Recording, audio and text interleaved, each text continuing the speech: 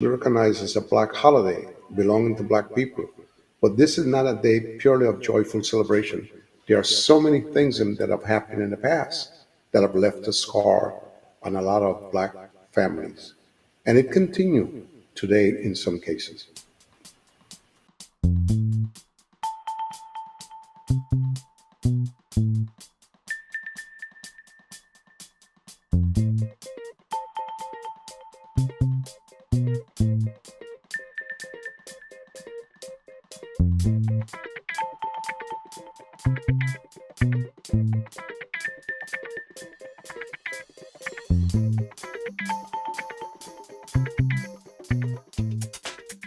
Good evening. Welcome to another edition of the International Grapevine. This is your host, Wallingford Lee. Tonight, International Grapevine, we're going to talk a little bit about Juneteenth, the importance of it, and what does it mean, even though it's a big holiday lately, and the President Biden signed off on this holiday last year. We want to talk about it a little bit because we know Black history is extremely important.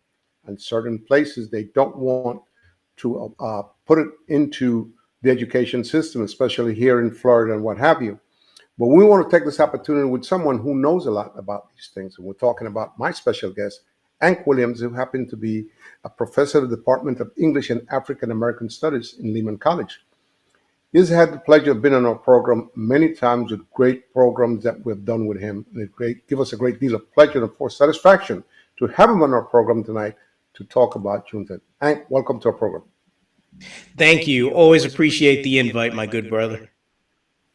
Same here. Same here. It's good to have you. Hank, one of the reasons we wanted to talk a little about Juneteenth, we want to do these type of programs for education for the young Black students coming up who might not know, and some of them who found out about this holiday late.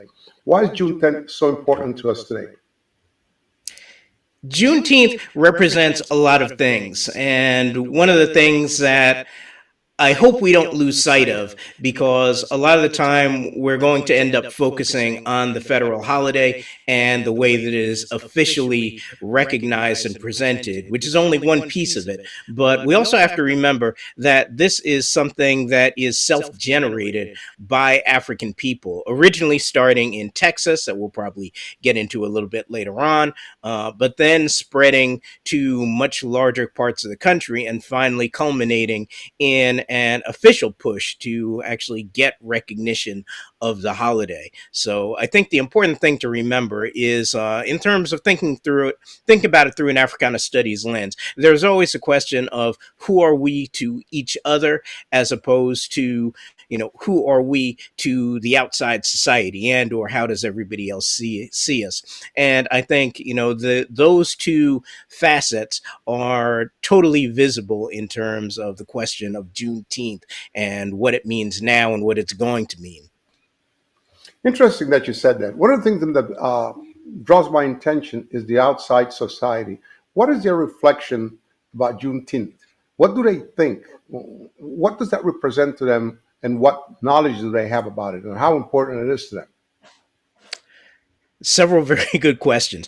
Honestly, a lot of that is hard to gauge, although I actually didn't have time before the show to take a look and see if, say, the Pew Foundation or somebody like that had actually done a survey on it. If they haven't, I'm sure they'll have it done by this time next year. But I don't know that there's a whole lot of much broader understanding. To be very honest, a whole lot of people in the Black community were probably not very aware of Juneteenth, or maybe were aware but just on sort of a surface type level before a couple of years ago, and that's fine too. But part of that also, I would think, represents the aspect of how it was generated, and something that largely came out of community self-determination events. And to give just two very quick quasi-local examples, the city of Yonkers has actually, let me back up on that. black community organizations in the city of Yonkers, which is a northern suburb of New York City, just north of the Bronx.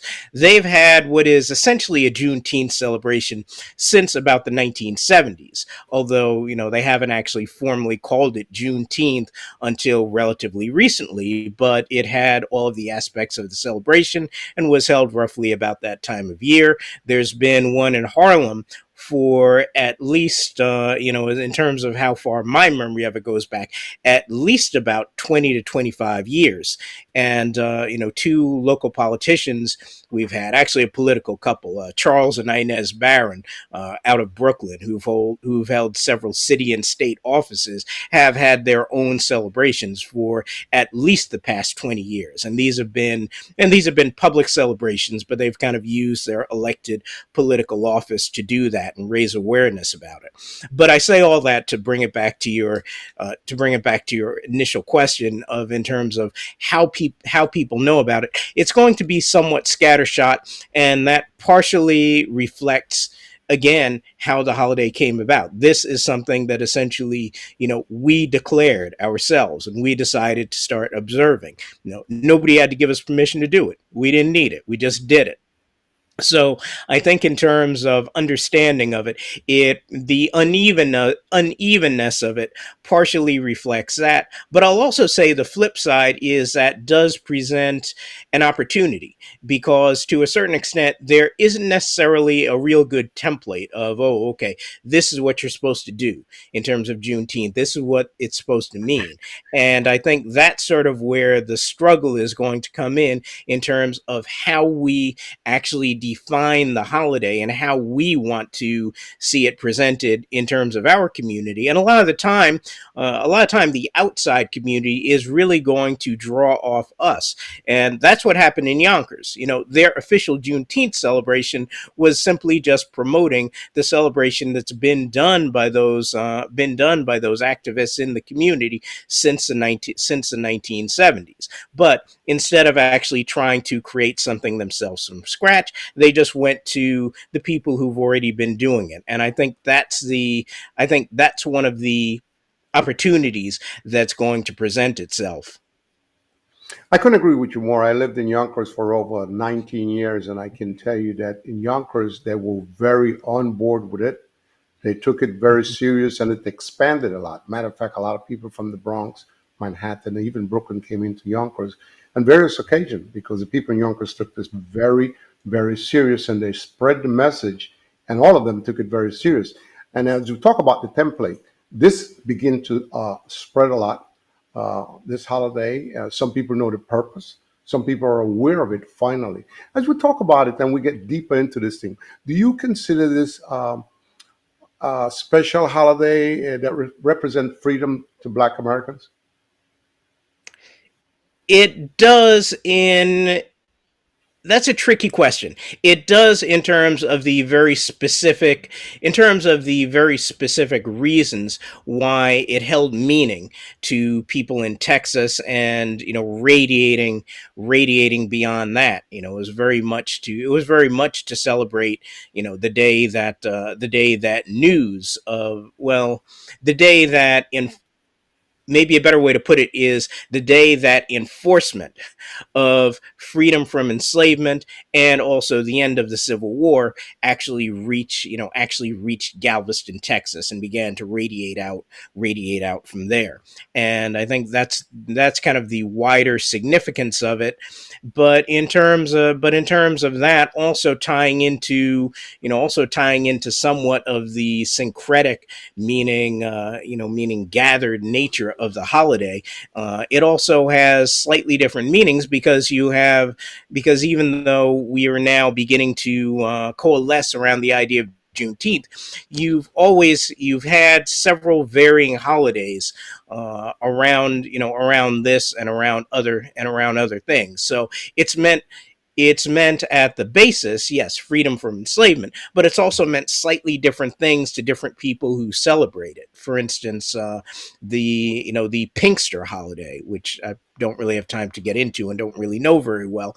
There are several people in New York who've been pushing that, and that is about the same. That is roughly the same time of year. It's actually a little bit occurs actually a little bit earlier than Juneteenth, and that sort of means slightly different things. So what I'm thinking is the cultural meaning of it, I think, is going to be rooted in that initial idea of freedom from enslavement, but it's going to continue to evolve. And I don't necessarily think that's a bad thing, because part of what gives holidays meaning is, number one, how you actually decide to observe them and deciding to observe them. But number two, making sure that they have continued connection to people's lives. And that's very necessarily going to evolve and change over the years. I think the challenge is to make sure that the core understanding of it and the core values, are still at the center of it. How important are a core value in something like this? I would say very.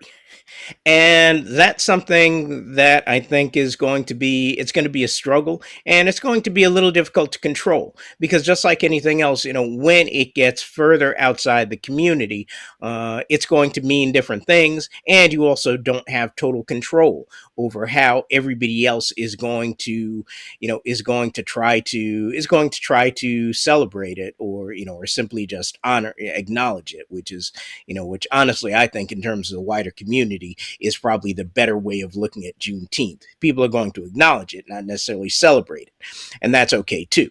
But I think where we can control is where we probably should be very intentional and very focused on it. So that'll include things like schools, particularly in places where black parents, black educators, possibly black elected officials have some kind of control over that. Community centers, daycare centers, things like that, where you can positively and actively control the socialization of children, and also the way the wider black community interacts with it.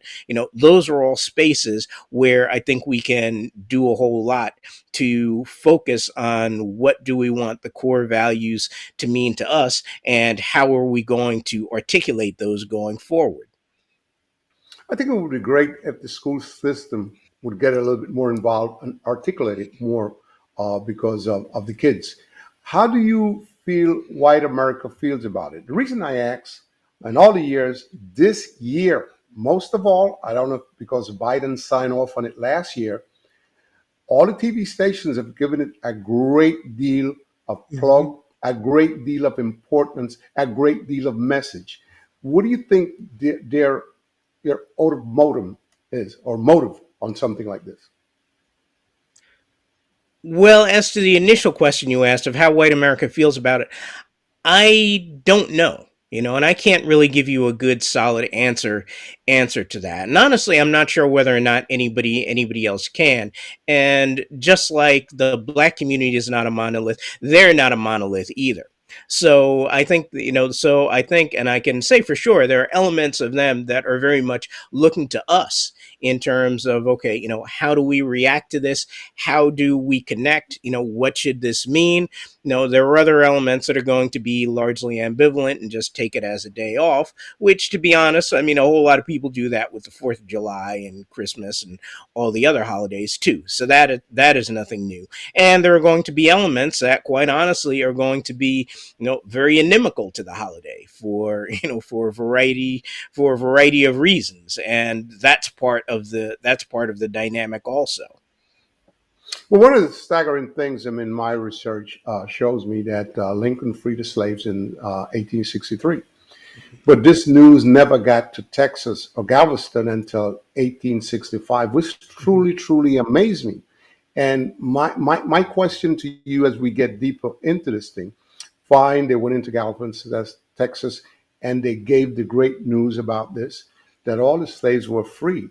Then we come back to why it took so long, which is one question. And the other one was, how was it received by the slave masters?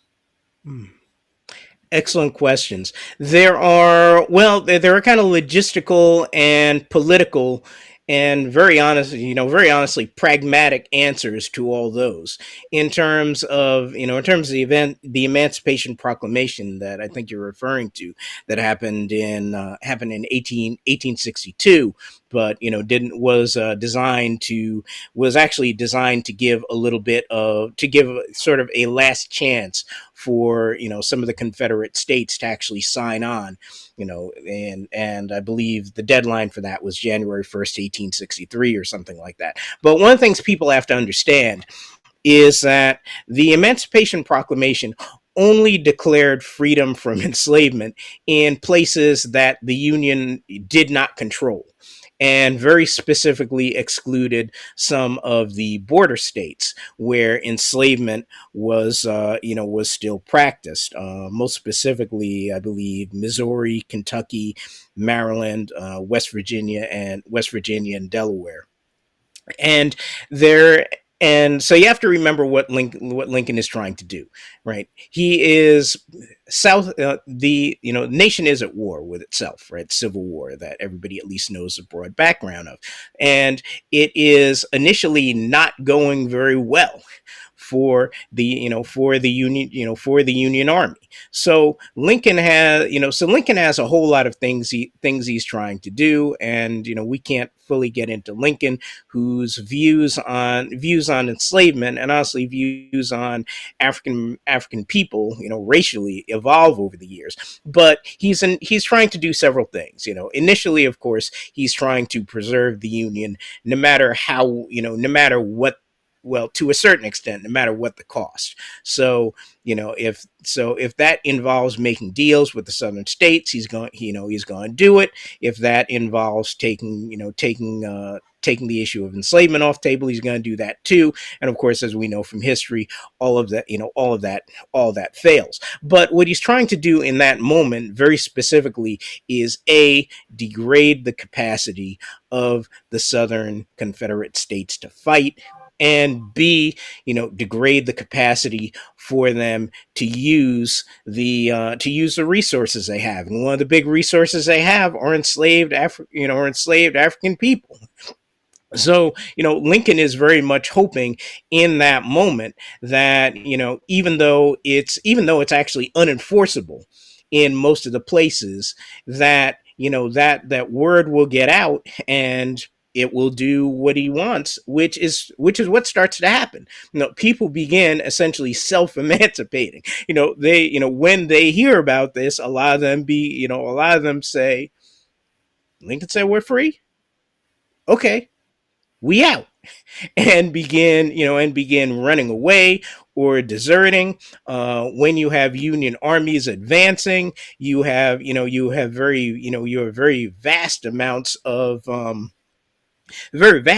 of people leaving plantations and running to Union lines for protection, for the idea of enslavement.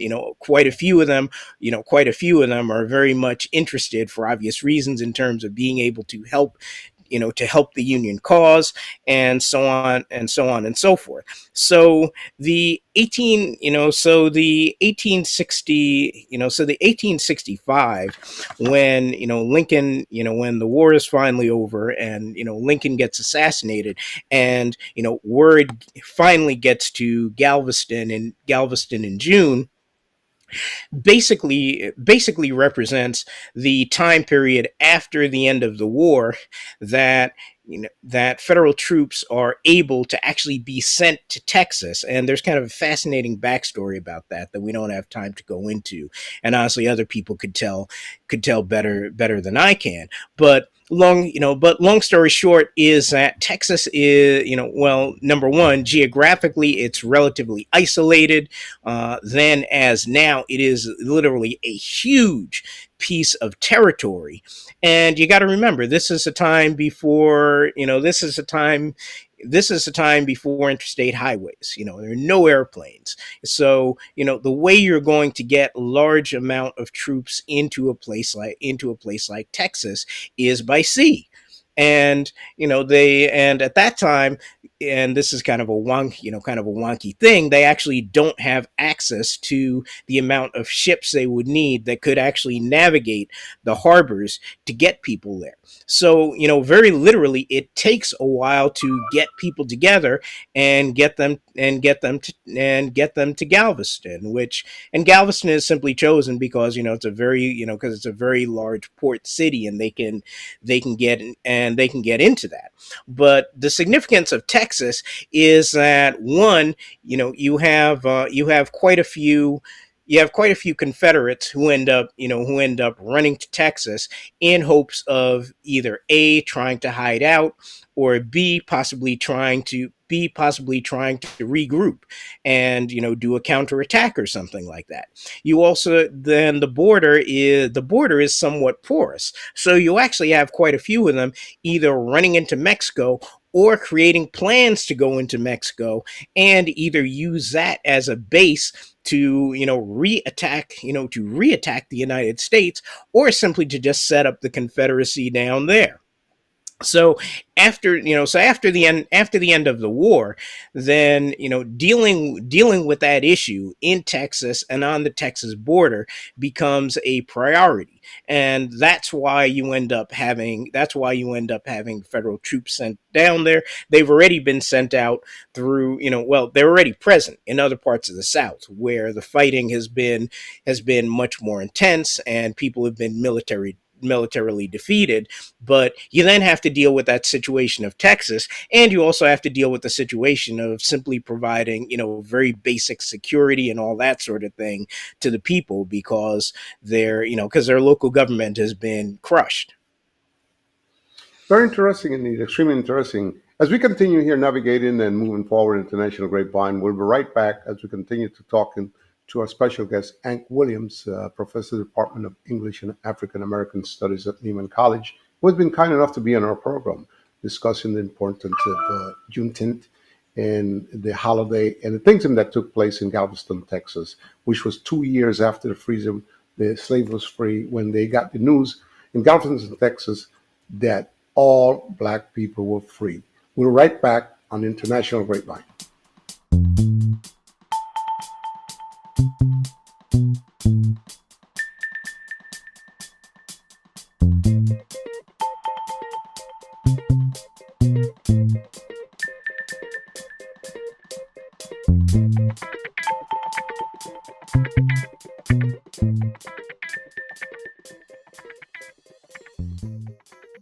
And we're back here in International Grapevine with my special guest, Hank Williams, talking about Juneteenth, the importance of it, the things that took place. And now we have a holiday of celebration.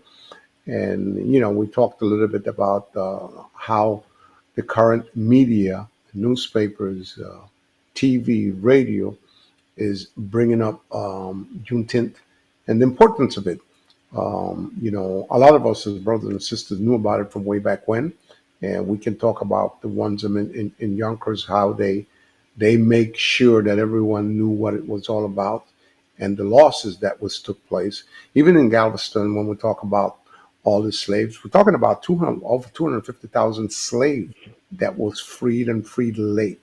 But, as we continue talking in the program here for a viewing audience to understand what we're talking about, we're going to go back to Brother Hank. Hank, there's a question that bothers me. When we talk about did every June 10th order free all slaves, as far as you know, or just some of them were not free? Because I read a part of it, even those that were free, some of them continue to work on farms and stuff like that. Okay, so. Well, the actual order that a lot of people reference was simply just sort of a military directives, right? We talked a little bit about before the break that it's a priority for the U.S. to for the Union to actually send Union troops down to Texas. Number one, to stabilize the territory. Number two, deal with the idea of former Confederates who were there, and three, to actually enforce the law. So as so basically what happens is they essentially become, by they I mean the Union generals who gets sent down there to do it. They essentially become the governing parties in the area of Texas. And what they do at the very beginning of arrival there in June of 1865 is to essentially just put out some directives. And of those, the one that becomes the one that be the one that we see now as the Juneteenth order is part of that. But it's basically just the interesting thing is that these are basically just communiques that are put out. So there's no real big, at least as far as historians seem to know or have been able to find, so there's no real big grand proclamation or things like that, or this large grand speech where a whole lot of people are carried out. No,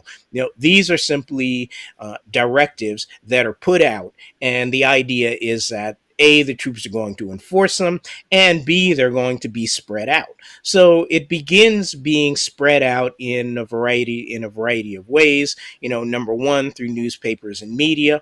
Number two, particularly in a lot of the inland parts of Texas, it becomes spread by cavalry units and troops themselves. By the way, some of whom are black, because black soldiers have become an integral part of the Union Army. But it essentially does a few things. Number one, it says that enslavement has been abolished. Number two, it also directs people who were formerly enslaved to action, that the relationship with their former masters has changed, and they're now supposed to be working for wages, on the property where they were. And finally, the third thing is that it says idleness and I forget the exact wording of it. Maybe I can find it in time.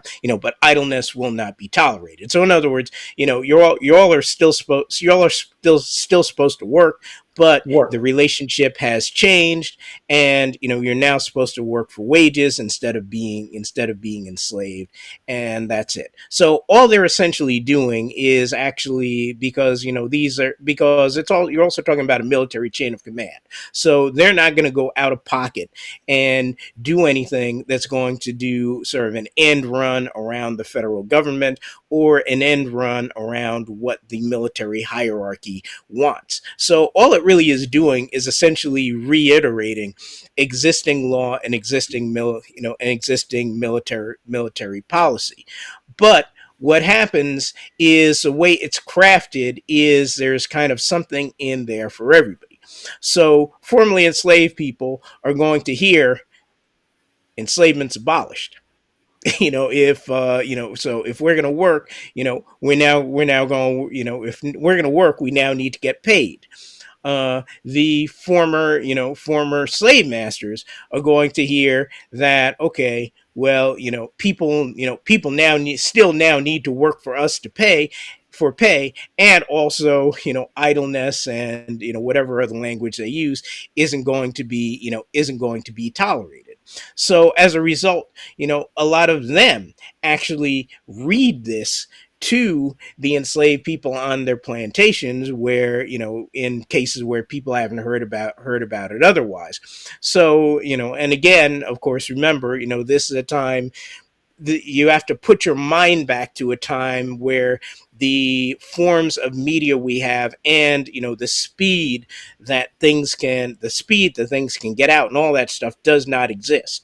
So all of these things are being spread literally by telegraph, by people on horseback, by people reading these proclamations, all that sort of thing. And the proclamation itself is very short. You're only talking a couple paragraphs or something like that. So it's very simple and to the point.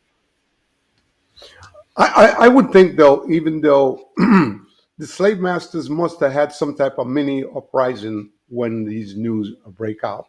Mhm. Honestly, now you have slaves that used to work for free, and you dominate everything they did. Now you have to pay them. One, you have to give them a certain amount. of respect, I think. And I think the only way that kind of got some type of order might have been by the military who was there carrying out these news, because the Absolutely. South is the South, and the South will Hmm. never change, as you can tell. So I would think there was some type of uprising, and it brought a lot of problems for the slaves and going forward.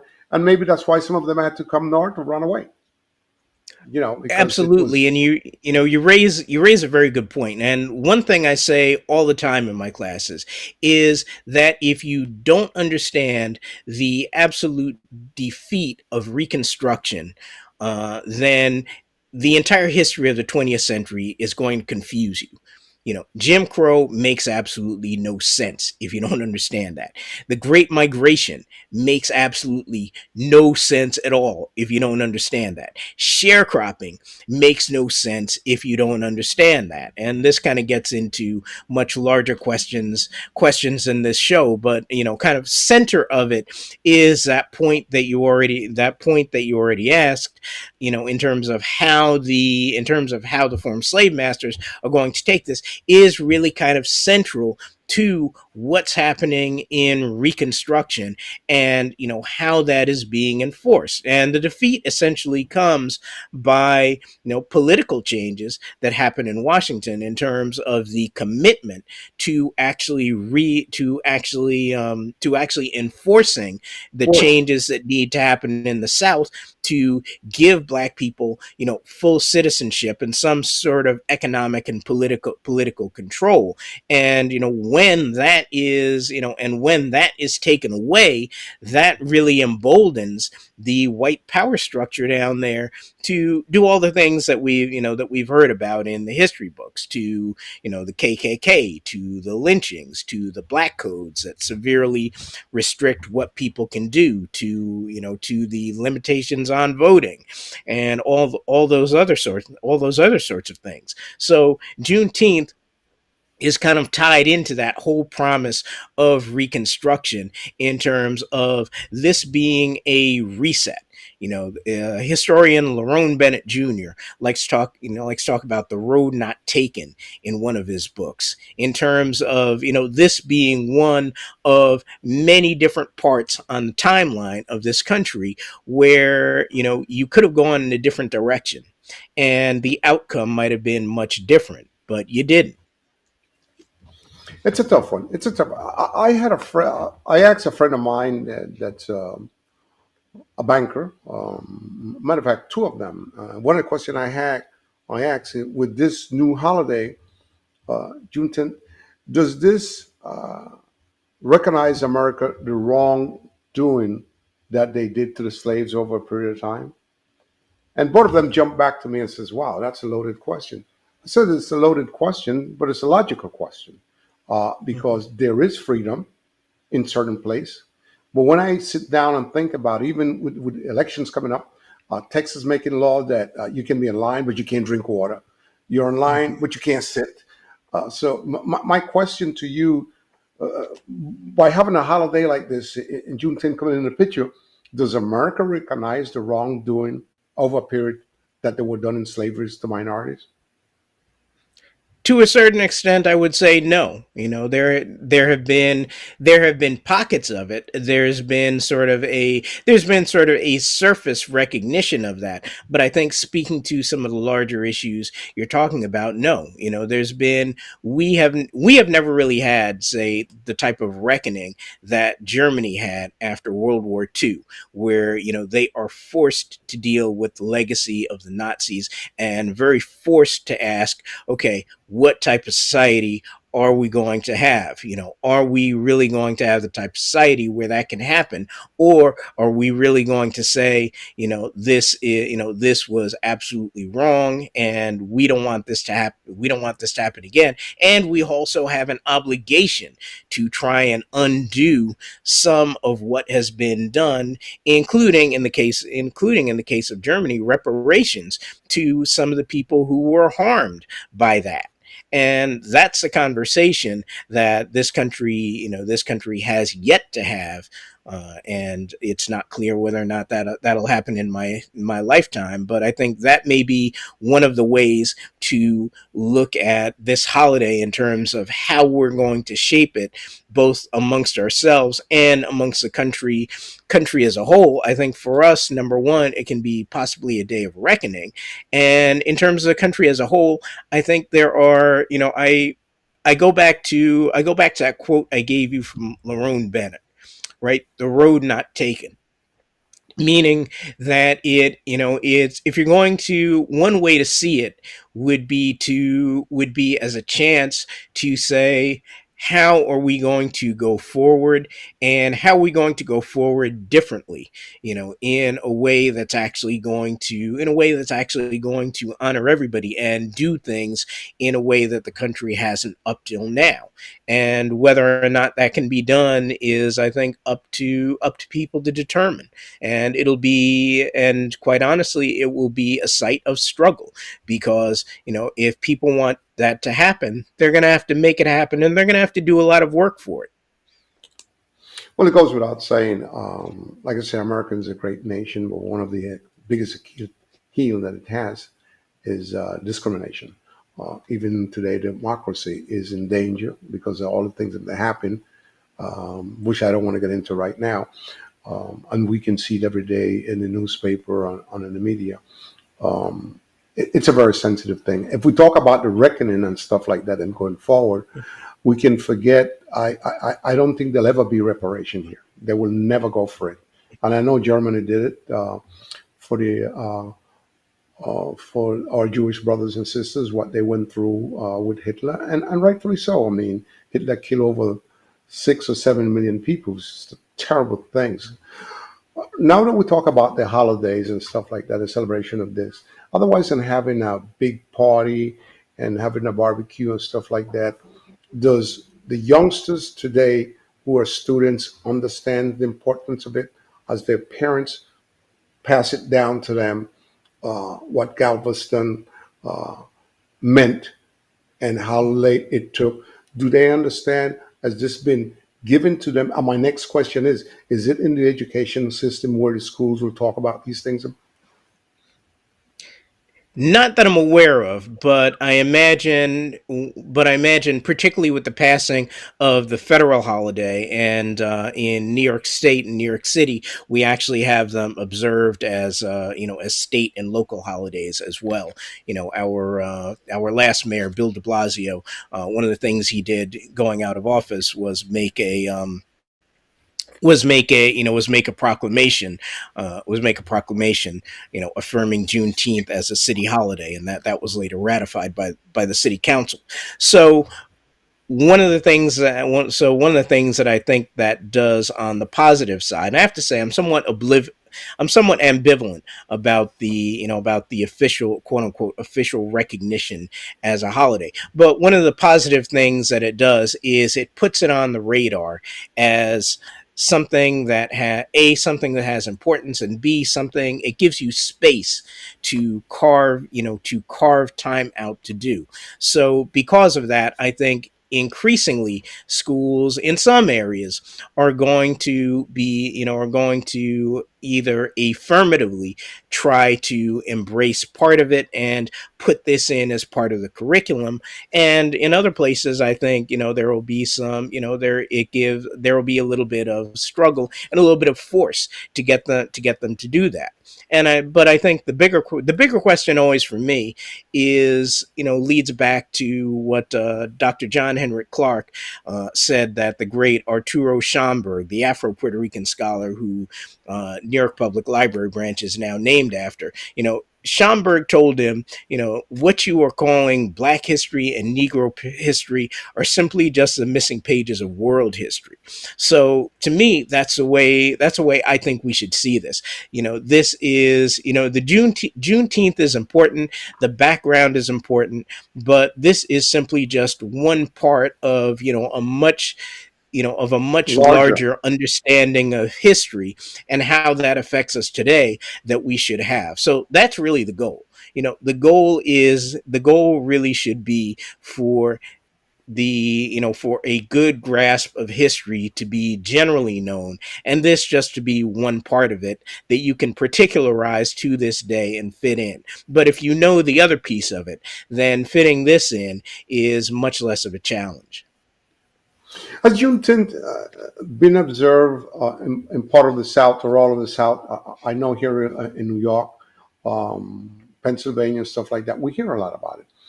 But since all of these things that were created and all the problems started in the South, how involved is the South? How widespread it is? We know there are certain places in Georgia we have good black politicians who talk about it and emphasize it.